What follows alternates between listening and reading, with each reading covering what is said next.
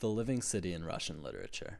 In 19th century Russian literature, the city is treated as more than merely a setting. The works of Dostoevsky, Gogol, and Gorky breathe life into it as a character that shapes, antagonizes, corrupts, and even destroys its inhabitants. In Crime and Punishment, St. Petersburg acts as Raskolnikov's psychological mirror and tormentor.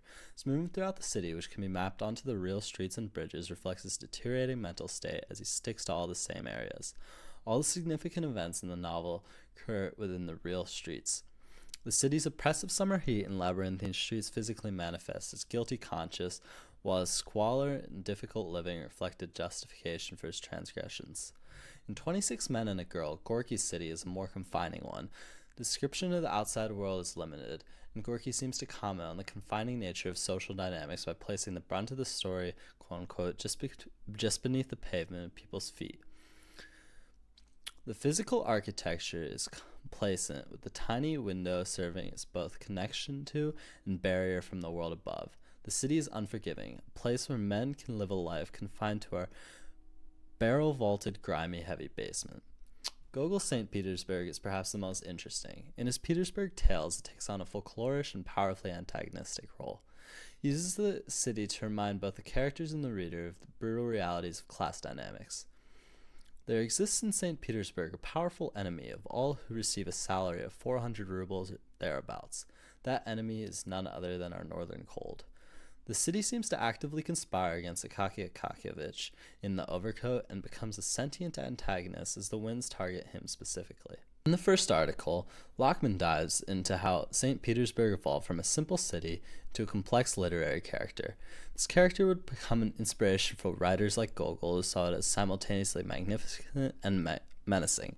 Lachman argues that this duality becomes central to understanding the city's role in Russian literature. The artificial city, suddenly riding up, seems to compensate for its lack of history by creating myths. This contradiction is explored by Gogol's works, notably in The Overcoat, where Akaky becomes the one with the oppressive bureaucratic city, contributing to its folklore by haunting its streets. Tension between the principles behind the city's founding and the city's actual life and character further the idea of a dual nature. Nature, as noted by Lachman, becomes central to Akaki's tragedy. She highlights on this duality by mentioning, within culture, the same antithetical structure prevails, the clarity and visibility of imperial splendor in the dirt of back staircase. St. Petersburg on the outside is a place of order and civilization, but Gogol's works interpret its true character as a space of chaos, division, and corruption. St. Petersburg's role is to act in ways which reflect the character's emotional state. Lachman highlights how Gogol uses the city to represent multiple forms of emptiness. A walk through the city is a walk through different classes, where the city seems to uphold these differences rigorously and indiscriminately. The symbolism of cities navigating St. Petersburg in Crime and Punishment by Pubali Paul tackles Dostoevsky's St. Petersburg. Paul argues Petersburg's architecture doesn't just house its inhabitants, but actively shapes them. Raskolnikov's garret is described as a coffin, which actively suffocates him. The interplay between the city and his mental state reveals how Dostoevsky deliberately constructs a city that participates in its inhabitants' fate. As Raskolnikov navigates between the cramped alleys of the Haymarket and the grand boulevards, he's experiencing the city's deliberate social separations. Architectural elements become character traits, the narrowing streets constricting, the grand squares mocking the poor with their inaccessible openness. Poe delves deeper into the concept of architecture serving a function in the story, with the idea that Petersburg's geography is a living moral framework reflecting Raskolnikov's psychology. Bridges that he crosses aren't just structures, but moral choices within the city that he's participating in.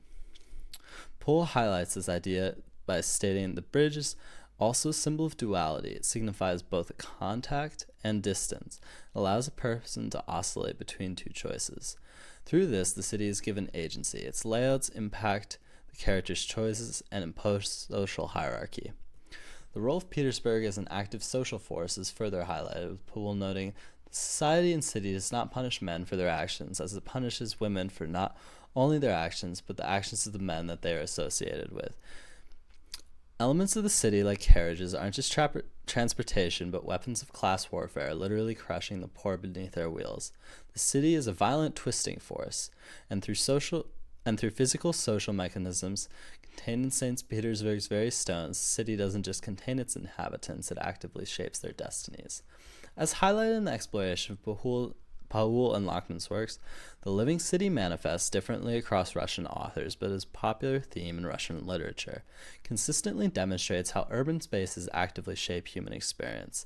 The articles delve into